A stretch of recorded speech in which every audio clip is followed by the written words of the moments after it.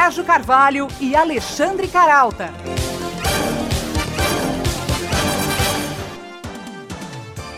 Olá para você ligado na Bradesco Esportes FM. Começamos mais um bate-papo semanal sobre o marketing esportivo.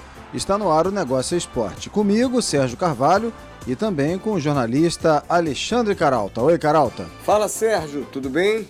Olha, a gente vai falar aqui hoje de um mercado que não conhece crise. É difícil isso hoje, né, Caralta? Mas que segmento é esse do mercado esportivo que tem conseguido driblar a recessão? O dos esportes eletrônicos, que movimenta só no Brasil 1 milhão de praticantes por mês. Segundo a pesquisa O Crescimento Global dos eSports, Tendências, Faturamento e Audiência até 2017, as competições profissionais de games vão reunir tanto os espectadores quanto as ligas esportivas americanas, como a NFL e a NBA. Por falar em audiência, os espectadores dos eSports, como eles são chamados no meio, saltaram de 72 milhões em 2013 para quase 200 milhões de pessoas no ano passado. E para contar como essa arrancada vem movimentando uma série de novos empreendimentos, a gente recebe aqui hoje o empresário Lucas Almeida, sócio do INTZ eSports Club, uma espécie de centro de treinamento de esportes eletrônicos em São Paulo. Ele explica como se estrutura esse modelo de negócios e esclarece a diferença entre esportes eletrônicos e jogos eletrônicos. E na caixinha de surpresas, o quadro que a cada semana lembra um destaque da publicidade esportiva, a gente separou mais um comercial de destaque. E antes da gente começar o papo com o Lucas Almeida, sócio e diretor do INTZ eSports Club, vamos a elas, as notícias do marketing esportivo. Golaços da semana, os negócios no mundo esportivo. O número de iniciativas que associam marketing social e esporte é crescente. O torneio Paz nas Escolas, por exemplo, vai reunir em junho mais de 5 mil crianças de escolas públicas de São Paulo. Criado pela plataforma de futebol amador Play FC, em parceria com a Fundação Cafu, o campeonato investe no futebol como um instrumento educativo e forma de combater a desigualdade social. Novo Eldorado do futebol, a China se torna alvo prioritário da permanente corrida de internacionalização de grifes como o Manchester City. O clube inglês fechou parceria regional com a Soccer World para oferecer infraestrutura e programas de treino a jovens no país asiático. O acordo inclui visitas regulares de treinadores do Manchester City e intercâmbio entre os aprendizes. Os melhores jogadores da unidade chinesa vão treinar na academia de futebol do City, na Inglaterra. A investida do Manchester City, que pretende se tornar uma das grandes marcas globais em 5 anos, reforça a inclinação dos medalhões europeus para o mercado asiático. Em 2011, o Real Madrid, por exemplo, fechou parceria com a equipe chinesa Guangzhou para a criação de uma academia de futebol. E até os clubes brasileiros seguem a onda. O Grêmio firmou o convênio com o Black Panthers, escola chinesa de futebol, e o São Paulo inaugurou um acordo semelhante em 2013 com o Shandong Luneng. E a recíproca é verdadeira. Cresce também o número de escolas de grifes do futebol internacional no Brasil. A mais recente é a unidade carioca do Boca Juniors. Inaugurada mês passado no Meia, subúrbio do Rio, a escolinha do Boca reúne jovens entre 5 e 15 anos. Depois das notícias do marketing esportivo, a gente começa o nosso bate-papo dessa semana falando sobre os jogos eletrônicos. O nosso convidado dessa semana é o Lucas Almeida, sócio-diretor do INTZ eSports Club, clube de esportes eletrônicos, fundado em junho de 2014. Eu lembro que, além de acompanhar o nosso programa aqui pela Bradesco Esportes FM, você pode também acessar a nossa página e ouvir o programa na íntegra na nossa página www.onegocioesporte.com.br onegocioesporte.com.br. Lucas Almeida é empreendedor digital e de games, é formado em comunicação e marketing e tem MBA em administração de empresas pela Universidade Alcalá, em Madrid, na Espanha. Ele já dirigiu equipes multiculturais na Europa e nas Américas e há 3 anos começou a empreender. Hoje é o CEO do Cachorro Gato, o maior marketplace de pets do Brasil, e sócio-diretor da agência digital Wrapped, além de fundador do INTZ eSports, um dos maiores clubes esportivos de jogos eletrônicos do Brasil. Lucas, é um prazer receber você aqui em mais uma edição de Negócio Esporte. O prazer é todo meu, agradeço a introdução, é um prazer estar falando com vocês e com os seus ouvintes. Muito bem, Lucas. Eu vou começar esse nosso papo aqui pedindo para você, levantando uma bola. Não acho que eu estou cortando, não. Eu estou levantando uma bola aqui para você esclarecer que muitos consideram os esportes eletrônicos apenas jogos eletrônicos. A gente sabe que tem essa controvérsia. Você concorda com isso ou acha que eles já estão se consolidando como esportes eletrônicos? Maravilha. O esporte eletrônico ele é baseado num jogo eletrônico. A diferença é que o esporte ele tem um apelo competitivo, né? Então, todos nós, em algum momento da nossa vida, a gente jogou um jogo que a gente passou um tempo se divertindo, né? Antigamente Pac-Man, aí foi evoluindo para outros jogos. E hoje, cada vez mais, existem jogos de computador. Inclusive, os games é uma indústria hoje que tem até um investimento maior que o próprio cinema, né? Os jogos têm um apelo cinematográfico até maior em partes financeiras que o cinema. Nessa linha, dentro dos jogos, alguns jogos trabalham a parte competitiva. Então você junta ou de maneira sozinho, né? Você contra um outro competidor, ou em equipes, que vão até 12 pessoas, 15 pessoas. Em geral, são 5 pessoas. Então é isso que forma o esporte. Em geral, um torneio ou uma metodologia onde uma equipe enfrenta a outra. E no nosso caso, do nosso futebol, dentro dos esportes, que é o League of Legends, a gente tem aí 5 contra 5 e acontece campeonatos no Brasil e no mundo. Lucas, os esportes eletrônicos, né, que também são conhecidos como eSports, estão aí em ascensão em todo o mundo, né? A consultoria Super Data Research estima que o movimento desse mercado global vai passar dos 748 milhões de dólares atuais, cerca de 2,9 bilhões de reais, para 1 bilhão e 900 milhões de dólares, né, em 2018, mais ou menos aí, quase 3 bilhões de reais. Quais são os aspectos aí na sua avaliação que explicam a alta desse mercado? Por que os esportes eletrônicos viraram essa febre mundial? Confesso que no cenário atual nacional, o nosso negócio, mês a mês, ele aumenta e bate recordes, né? Então está numa ascensão muito incrível até comparado ao cenário atual. A verdade é que o game e o esporte competitivo, ele mexe com 3 bases que são muito importantes para qualquer tipo de atividade. Uma delas é a parte de mídia, né? A outra você junta com a internet e a terceira com a paixão pelo esporte. Então, o esporte, baseado no games, traz todos esses 3 pontos. Então, cada vez mais as pessoas estão morando em prédios, né? Estão ficando mais tempo em casa. Inclusive, com a crise no Brasil, as pessoas ficam mais em casa e acabam encontrando no computador ali uma diversão, um entretenimento que eles podem jogar com qualquer pessoa do mundo aquele jogo, né, e competir aquele jogo contra pessoas do mundo inteiro.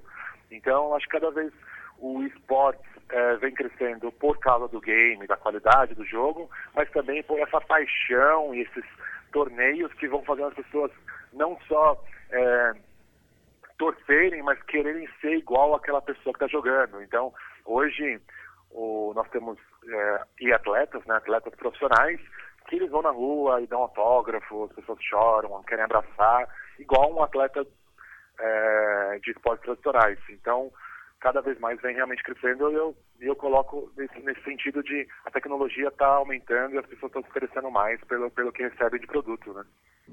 É isso que você falou, né, Lucas? Eu lembro que a gente está conversando aqui no Negócio Esporte hoje com um sócio e diretor do INTZ eSports Club, que é um clube de esportes eletrônicos, inaugurado em 2014, está prestes a fazer 2 anos, e o Lucas Almeida é o executivo, né, desse clube.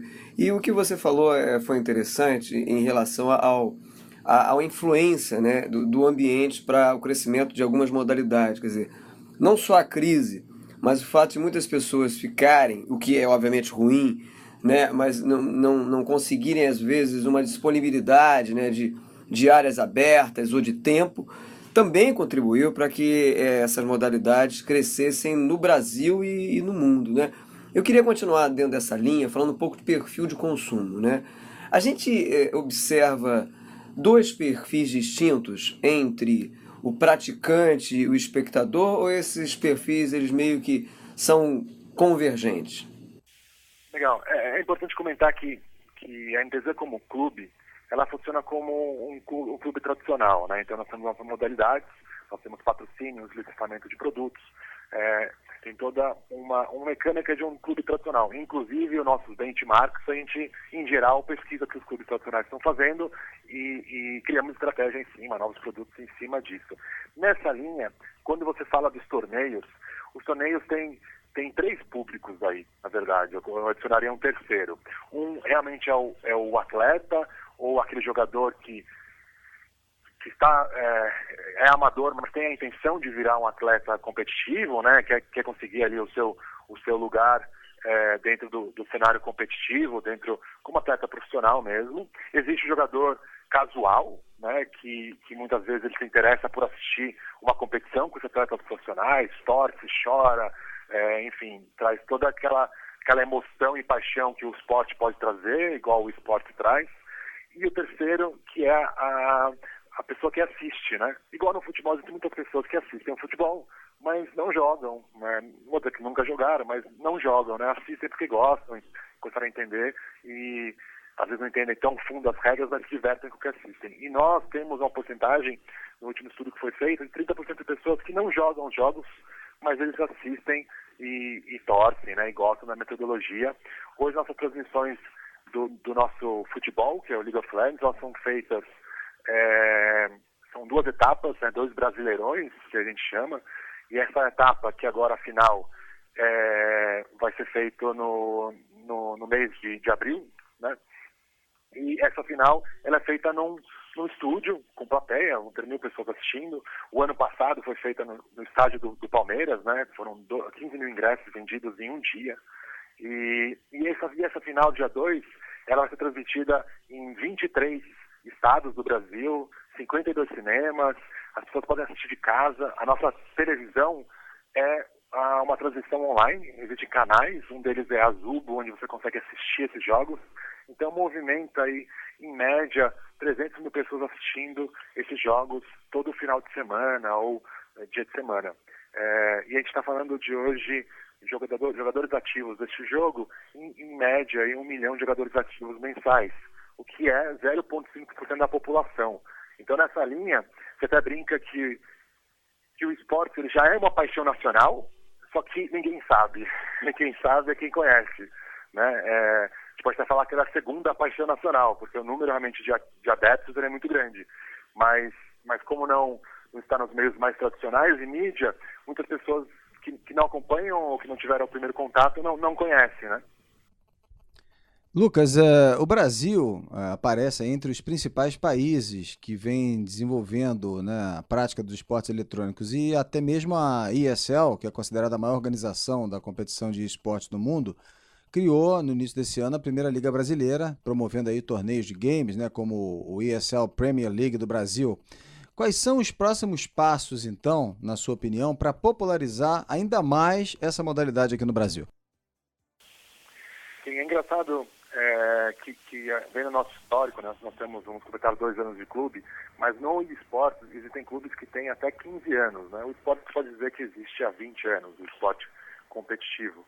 E os principais clubes eles já têm uma longa data dentro do esporte, acho que a gente é o mais novinho aí da turma, né? E apesar de nós termos hoje um dos maiores clubes.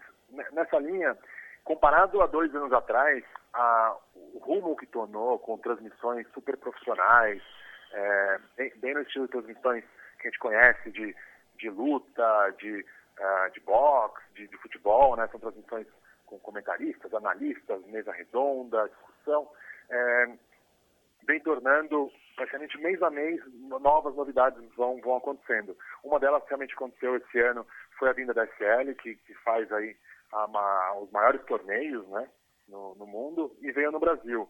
E novamente, diante de um cenário de crise ou instável, vamos colocar assim, uma empresa começar a operação dentro do Brasil não é tão comum ainda, mas uma empresa que consegue trazer nos esportes um adendo dentro do nosso cenário muito, muito grande. Nessa linha, o que a gente enxerga é cada vez um crescimento maior. Ele é, de certa maneira, natural e tem muito para acontecer, muita coisa sendo criadas, construídas, e a gente entende que o próprio tempo fará o esporte ser, quem sabe, aí a segunda paixão nacional e todo mundo conhecê-la, né? Lucas, esse posto aí de segundo esporte, né, segunda paixão esportiva, ele sempre foi um posto muito, muito cobiçado, muito perseguido, né? Já foi do basquete, depois passou para o vôlei. Agora dizem até que a corrida de rua, né, em termos de prática, literalmente correu por fora e assumiu esse posto. Mas sem dúvida, eu vou fazer aqui uma provocação, mais uma, né? Se o futebol da realidade bobear, né, o futebol no ambiente virtual, ele vai conquistar mais corações e mentes, né, do que o futebol no gramado propriamente dito, né? Pelo menos aqui no Brasil, né, as pessoas estão um pouco desgostosas, né, do futebol, já vista aí a performance da seleção brasileira. Você, como executivo, você acha que esse ambiente em que o futebol, agora perguntando sério, em que o futebol, claro, ninguém aqui está duvidando do potencial do futebol de arregimentar, né, torcedores, fãs e tal. Mas você acha que nesse ambiente em que algumas modalidades estão, digamos assim, vivendo uma crise no coração dos brasileiros, você acha que os esportes eletrônicos de alguma maneira podem se aproveitar e de certa forma se consolidarem aí como um grande player nesse mercado esportivo? Com certeza, eu acho que nós já somos um grande player. Eu não acho que a gente vai substituir o esporte tradicional, no caso o futebol. Eu acho, na verdade, que anda em paralelo, né? São esportes diferentes. Então, anda em paralelo, inclusive pensando em negócio. Hoje nós temos dentro do nosso cenário de esportes, nós temos o Santos, né? Que o Santos tem uma equipe, e essa equipe é uma equipe competitiva, que participa de campeonatos profissionais, tanto nacionais como internacionais, e o Santos já teve essa visão. Nós tivemos a oportunidade ano passado de jogar a final de uma classificatória na Turquia. E foi incrível porque nós acabamos perdendo, acho que foi até a final. E na final, o time que jogou contra é o Besiktas, né? Que é um time muito conhecido na Turquia, que tem uma torcida incrível, né? E estávamos nós lá, únicos brasileiros, dentro um anfiteatro de 8.000 turcos, e eles levaram a torcida organizada do Besiktas, cantaram lá o shiu que eles fazem, né? Tudo